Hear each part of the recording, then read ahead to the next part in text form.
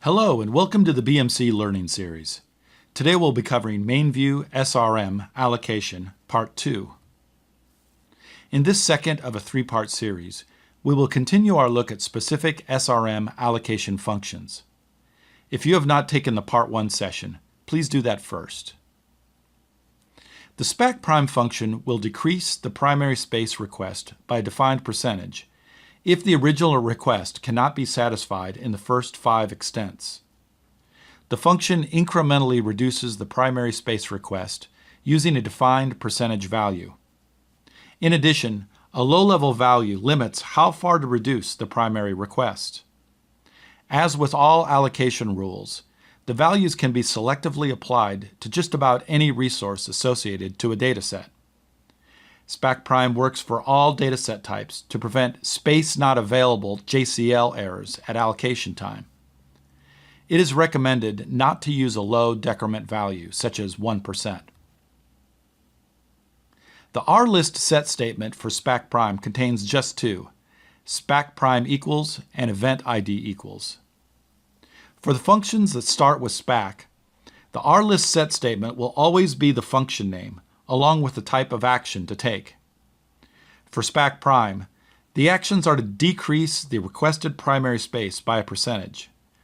This is the second value and the decrement value. The second value is the floor limit, or the lowest allowed value of space before failing the allocation. If only the floor limit is specified, the decrement value will be 10%. This is true of SPACSECR and SPACSWIR, which we will discuss later. The global sysparm value of US non-BFIT specifies whether MainView SRM should bypass the DF-SMS non-BestFit volume selection process when the IBM IDCAMS utility is used to define an SMS managed dataset. When the value is set to no, it only works if SPACPRIM is active. The global keyword of SPACPRIMX will ignore the reduction percentage in the SPACPRIM rule for the SMS managed datasets and adjust the primary to fit on the available space in the DF-SMS storage pools. The default value is yes. The messages that are produced from SPACPRIM recovery actions identify the type of action or inaction that occurred. For a successful reduction of the primary request, message SVM4771I is issued, informing the end user of the reduction amount. Other messages will inform the end user if the floor limit was reached and therefore the allocation was unsuccessful, or that the reduction request could not execute. Here are some examples of coding the SPACPRIM function. Our smfuncnn member will display all messages to the console, yet will not write information messages to the SMF record because we have SMF equals E coded. For the resources considered, we are going to exclude all datasets that have less than 50 kilobytes requested for the primary request. We have several rules in our RList. The first set statement is to allow a reduction of only 10% of the primary request for datasets with no secondary space coded. The second set statement will not reduce the primary more than 60% of the requested amount for any physical sequential dataset whose size is greater than 100 megabytes. The third set statement will not reduce the primary more than 80% of the requested amount for any datasets between the size of 100 megabytes and 300 megabytes. And the final set statement reduces all remaining datasets to a reduction of 40% of the requested amount in increments of 20% of the requested amount. The SPACRLSE function will release unused space for physical sequential datasets if the release keyword is not coded in the JCL. There are other methods, all of which are either manual, time-consuming, or require additional CPU during space management cycles and are not as flexible. Excellent storage management practices will include the releasing of unused allocated space as it saves on the cost of DASD. The function does not actually release. It invokes the release parameter. For datasets allocated using the ISPF 3.2 services, the function is not invoked. The RSLT set statement parm is the release with one of three options. All releases space for all eligible datasets. Sec reduces space for datasets with a secondary quantity. No turns off the release flag. There are no global sysparms that affect the function. The informational message that is displayed validates that the release parameter was assigned to the dataset displayed in the message. An example of the SPACRLSE function. Again, all messages are displayed and non-informational messages are cut in the SMF record. We define some variables to be used in the R list. A variable of DLY work is defined using values for transitory work files that should not have space released. This variable is a useful variable as it can be used in other functions as well. The F list excludes the variables we have defined and includes other datasets for consideration for space release. There are two RList set statements. The first rule releases space only for jobs the secondary space coded and execute with a job class PFP. The second rule releases space for the remaining datasets. The SPACSECA function adds a secondary allocation to datasets if none was specified. The function is invoked before allocation. Since datasets that do not have secondary space cannot extend, any jobs loading data will append when the primary space is exceeded. The value of the secondary space is a percentage of the primary and provided by the user in the SPACSECA RList rules. Excluding DB2, IMS, or KICS datasets and other system-related datasets is suggested. The RList set statement for SPACSECA sets the percentage amount of the primary that will be used to allocate a secondary space value. The percentage can be larger than 100, making it possible to allocate a secondary space value much larger than the primary. As with SPACVOLA function in allocation, SPACSECA has a no-check parm to bypass certain processing. Contig is the only valid option for SPACSECA. There's a global sysparm, vsam-zsec, which is used to determine if SPACSECA or SPACVOLA will control the recovery. If the keyword is set to yes, then SPACSECA will provide the action to add secondary space. If the value is no, then SPACVOLA, that's volume add function, will control the recovery. We will discuss SPACVOLA later in the session. The message is only if the secondary is added, stating the percentage of the primary space value. If the dataset is vsam, then additional information about the data or index component will be displayed. The example for SPACSECA is to display all messages and only cut error messages to SMF. All datasets are available for consideration based on the include statement in the F list. The first set statement in the R list will add a secondary allocation of 30% of the primary to vsam datasets that are larger than 50 meg. The second set statement adds a secondary of 100% of the primary to all physical sequential datasets that have a low-level qualifier that begins with tran. And the last set statement adds a secondary allocation of 10% of the primary for all other datasets. The SPACSECI function increases or decreases the secondary space quantity. This function is not a recovery function. The actions taken are not a result of an out-of-space condition.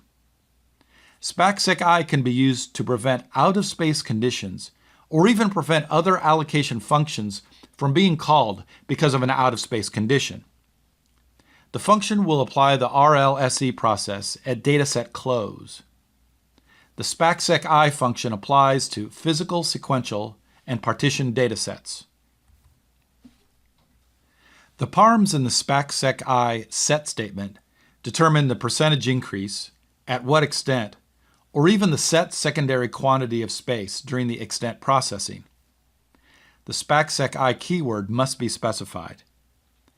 The parameter determines the extent number at which the percentage is increased or decreased, or the secondary space is changed to a set quantity in cylinders. PCTI is a percentage increase or decrease. If the value specified is less than 100, then the function decreases the secondary extent by that percentage of the original secondary request. There is no change if the value is 100. If a volume is added during extent processing using SPACSECI, then the first extent on the added volume will be the original space request value from the JCL. PCTI is not invoked on the first extent of a volume add. SQTY will add a set value of space in cylinders. When SQTY is used, every added extent will be given quantity of space, even if the first extent on a volume add. There are no global sysparms for the SPACSECI function. The displayed message issued by SPACSECI informs the user of the increased values of space on each extent. The SPACSECI example at the SMFunc member is similar to the other definitions. All messages are displayed and only error messages are cut in the SMF record. The FList is active and all datasets are considered for the action. The first set statement in the RList will increase the secondary allocation after the 8th extent for any datasets starting with MSTR. The second set statement will set the secondary space quantity to 25 cylinders after the 5th extent for all datasets with the 4th node starting with TRAN. The third set statement will increase the secondary by 200% of the original secondary request on all datasets after the volume add. And the last set statement increases all remaining datasets after the 10th extent. The SPACSECR function reduces the size of the secondary extent if that space cannot be found.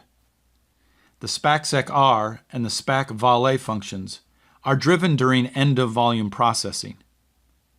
The intent of this function is to attempt to keep the dataset on one volume. Both SPACSECR and SPACSECB reduce secondary allocation. However, SPACSECB gets control before allocation, not after. Therefore, SPACSECB can be used to best fit allocations in tight pools. SPACSECR will reduce the secondary amount of the single largest extent, which is normally allocated in up to 5 extents.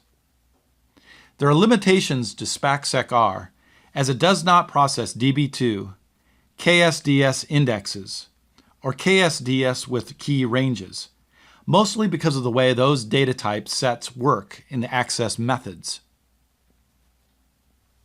The SPACSECR RList set statements work in similar fashion to the SPACPRIM set statements. There's a decrement value and a floor limit value.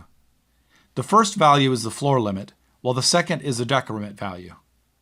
Again, as in SPACPRIM, the only no-check value that is valid is contig. As mentioned before, you can create events to be sent to the console.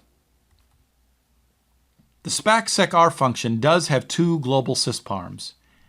mReduce, which allows secondary space reduction, can occur on multi-volume datasets allocated by JCL.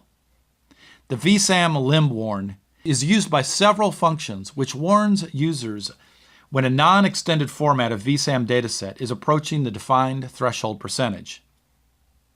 This is only one message produced for a successful reduction, which states the original amount and the new amount. The SMFunc set statement for SPACSECR is the same as our other examples. Only error messages to SMF and other messages are displayed.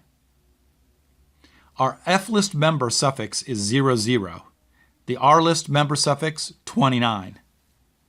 For our FList definitions of resources to consider, we will only do jobs with Job Act 2 values that start with prod.